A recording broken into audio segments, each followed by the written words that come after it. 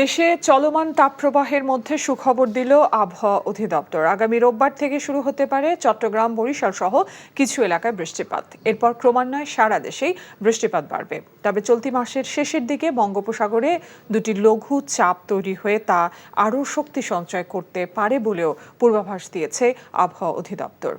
এদিকে আজ দুপুর 12টায় রাজধানীতে 36.2 ডিগ্রি তাপমাত্রা রেকর্ড করা হয়েছে।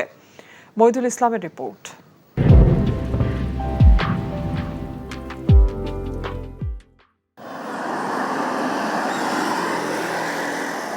গনগনে সূর্যের অসহনীয় তাপপ্রবাহে ওষ্ঠাগত জীবন ও প্রকৃতি এপ্রিলের তীব্র তাপপ্রবাহের তুলনায় বর্তমানের মাঝারি ধরনের তাপপ্রবাহে অতিষ্ঠ জনজীবন। তবে এরই মধ্যে কিছুটা স্বস্তির খবর দিল আবহাওয়া অধিদপ্তর। রোববার থেকে দেশের দক্ষিণ ও দক্ষিণ পূর্বাঞ্চল সহ কিছু কিছু এলাকায় বৃষ্টিপাত শুরু হতে পারে, আর রাজধানীতে বৃষ্টিপাত বাড়তে পারে সোমবার থেকে।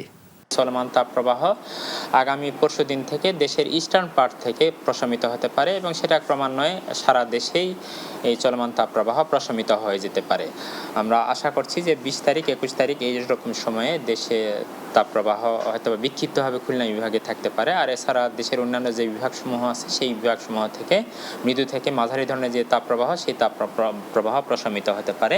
এদিকে চলতি মাসের শেষের দিকে বঙ্গোপসাগরে দুটি লঘুচাপ তৈরি হয়ে তা আরও ঘনীভূত হয়ে নিম্নচাপ থেকে ঘূর্ণিঝড়েও রূপ নিতে পারে বলে পূর্বাভাস দিয়েছে আবহাওয়া অধিদপ্তর।